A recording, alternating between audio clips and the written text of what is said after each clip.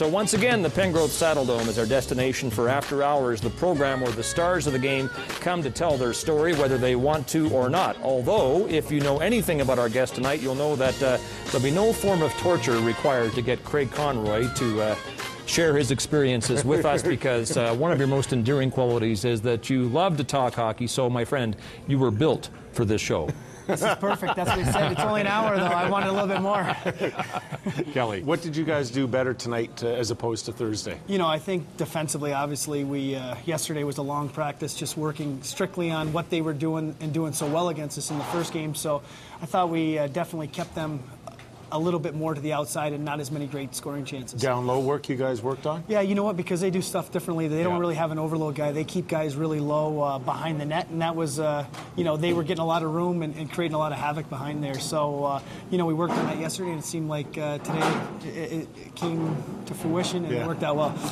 This being our interactive half hour, I want to take a second to remind you how to reach us, and the best way to do it is via email. The address is hnicafterhours@cbc.ca, or you can also phone. Well, Craig, you know we don't spend a lot of time on this program dwelling on the game. We move on from that, but I do have to ask you about the hit on Wojtek Wolski in the third period. There was some suggestion that it might have been interference. What did you think? Well, you know what? I kind of had my head down, and I was cutting back, and I just was looking I saw the puck going. I thought I could just get it, and I just was going around him, and we just ran into each other.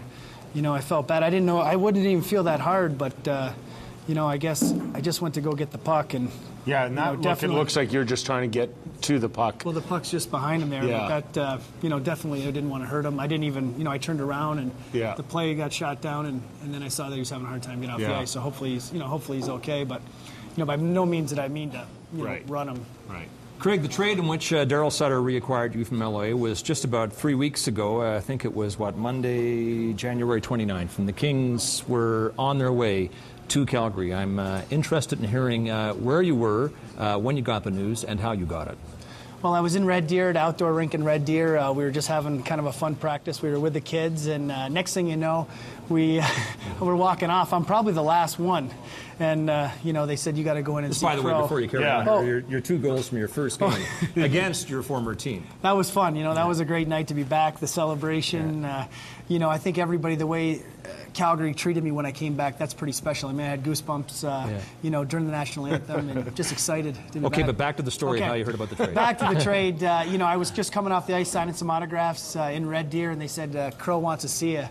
And they said, you're going to be here. I'm like, what? They go, you're staying here. Who are you talking to now? Now I'm just talking to Mike Altieri. He's the Vice President of Communications for the Kings. So he just said, you're staying here. And I thought, so I got traded, and they go, yeah. And I said, where to? And I thought he said Red Deer. I'm like, great, I'm in junior. Never even played junior. But, you know, when they said, I wasn't sure if it was Edmonton or Calgary. So I get you because you're halfway. Yeah, I didn't know, so I was pretty excited when I, you know, when I found out it was back to Calgary. So you badgered the information out of Mike Altieri before Mark Crawford had a chance to tell you? Well, he didn't tell me. He waited to let Mark tell me. He wouldn't tell me where. He said Mark wanted to tell me, so I just kind of, you know, was sitting back waiting to see what was happening, and he said, you know, he didn't give me any indication which one. So for about 30 seconds, I was a little nervous. Well, how long between the 2 conversations? 30 seconds. I was just walking in till I got down into the room, you know, and because I said, I'm traded, aren't I? And they said, yeah. And I said, where? And they go, here.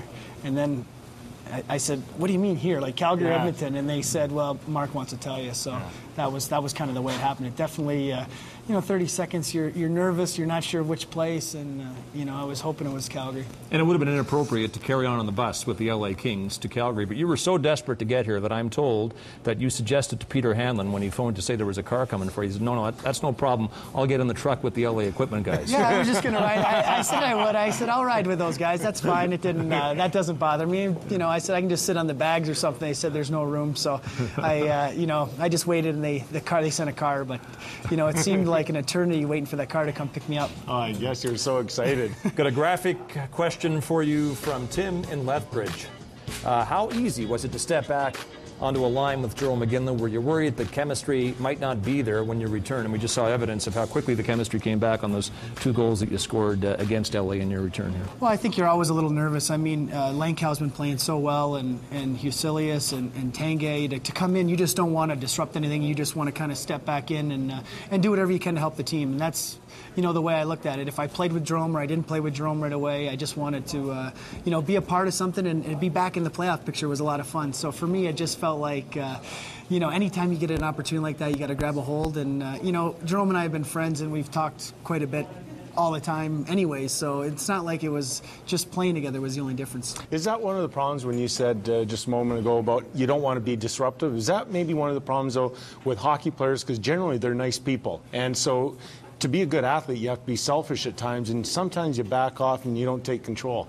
Well, it's true. I mean, you don't want to, and plus there's so many guys on the team. You come in and you just feel like, they've been playing well. You don't want to be a problem or because, some guys' ice times goes down and other guys, might think, oh, geez, what's going on? So you want to come in and just try to make it as comfortable as possible for everybody and, just know your role and not try to, come in and take over the locker room or anything like that. Even though you were a huge leader here before. Well, yeah, that's it's definitely different here. I feel like but I've sat back and I haven't said as much maybe or done as much. But we got some great leaders in that room, and as time goes on, then I'll work my way in a little bit more each game. Craig, can't imagine how tough it was to leave a team after the magical run that you guys had here in the spring of '04, all the way to Game 7 of the Stanley Cup Final. But tough enough that even when you were with the Kings last year and they were out of the playoffs, you drove to Anaheim for a couple of the Flames' first-round games against the Ducks. Do we conclude from that there was always a piece of your heart left here in Calgary? Well, these are great guys here. I mean, they're good friends of mine, and Anaheim's so close to LA that I was, I was definitely going to those games, and I just felt like, I would have loved to have been out on that ice, watching those guys, watching the games, and I told them, I said, well, if you win, I called here and I said, I need 2 tickets because if it's Calgary, Edmonton, I got to come and see what's going on. It would be unbelievable. Were they going to be able to fix you up with the tickets? Yeah, they were hooking me up. So me and my brother-in-law were going to come in, and but it didn't work out. But that's the thing. It's a great hockey town, and I have so many fond memories of it that to be able to come back, it just dream come true. When you went to those games though in Anaheim, did you stay away from the players, making sure that they still had a job to do? Oh, for sure. Yeah, you know what? I just came and watched and. I think Jerome knew I was there, but, I stay away because, they're focused and they got a job at hand. And, I was hoping they were going to win and it just didn't work out that way. But, I never would have talked to him. Here's an LA-related question from Dale here in Calgary. He wants to know, you never seemed to fit into Mark Crawford's system in LA. What was the problem?